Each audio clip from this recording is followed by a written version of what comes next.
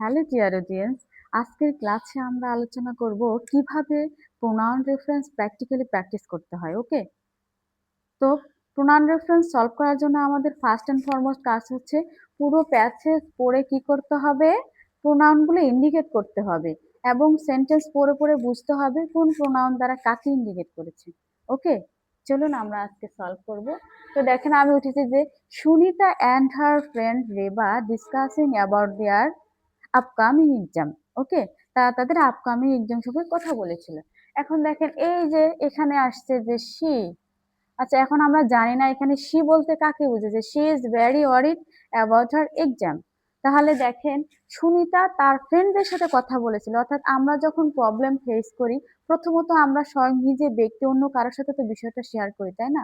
তাহলে সুনিতা তার এক্সাম নিয়ে ওয়ারিড ছিল, তাই সে তার বান্ধবী রেবাকে এই বিষয়টা ইনফর্ম করে এবং ডিসকাস করে যে তার আসলে কি হবে, কি করা উচিত। ওকে, তাহলে এখানে শি এর জায়গায় হবে Sunita. Sunita is very worried about the English paper because it is quite difficult. কারণ এটা তার কাছে অনেক কঠিন লাগে। তাহলে রেবা told her that, এখন রেবা এই যে তার বান্ধবী, রেবা কাকে বলেছে? অবশ্যই সুনিতাকে বলেছে। এখানে হার হবে সুনিতা। যে Reba told Sunita that she should, এখানে কার উচিত? এখানে সুনিতার উচিত। রেবা সুনিতাকে বলতেছে যে তোমার উচিত প্রিভিয়াস কোশ্চেন গুলো বেশি বেশি সলভ করা। তাহলে Reba told Sunita that Sunita should, এখানে সি এর জায়গা হবে সুনিতা। তাহলে Sunita should practise more from previous question pattern. তাহলে প্রিভিয়াস কোশ্চেন প্যাটার্ন গুলো তার বেশি বেশি প্র্যাকটিস করা উচিত। এখন these are very helpful for understanding the question paper.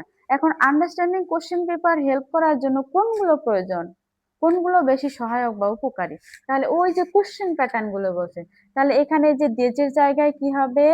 The previous question. তাহলে এখানে দেশ বলতে বুঝিয়েছে দ্য প্রিভিয়াস কোশ্চেন। তাহলে the previous question R very helpful to understand the question pattern. Okay, next আছে সুনিতা আস্কড হার। এখন সুনিতা যে কোনো কিছুর জন্য কাকে আস্ক করবে? অবশ্যই রেবাকে করবে। তাহলে এখানে হারের জায়গায় হবে রেবা, আর ফর রেবা। তাহলে Sunita asked Reba if she could. তাহলে সুনিতা তার বান্ধবীকে বলতেছে যে তুমি যদি তোমার বইটা আমাকে ধার দাও আমার জন্য অনেক ভালো হবে। তাহলে সুনিতা আস্কড হার, এখানে হার বলতে রেবা হবে এবং রেবাকেই বলছে যে তুমি যদি তোমার বইটা দাও। তাহলে Sunita asked Reba if she could lend her English book. তাহলে যে Sunita asked her if she could lend her grammar book she agreed and said. এখন কে দিতে চাইলে? অবশ্যই রেবা দিতে চেয়েছে, কারণ সুনিতা রেবার কাছে চেয়েছে। তাহলে এখানে যে শি কে অ্যাগ্রিড করেছে? অ্যাগ্রি করেছে হচ্ছে রেবা।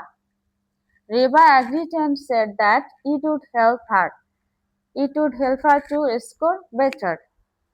তাহলে এইখানে দেখেন কাকে হেল্প করবে? রেবা তার বান্ধবীকে দিতে চেয়েছে, অর্থাৎ হেল্প হবে কিন্তু সুনিতার।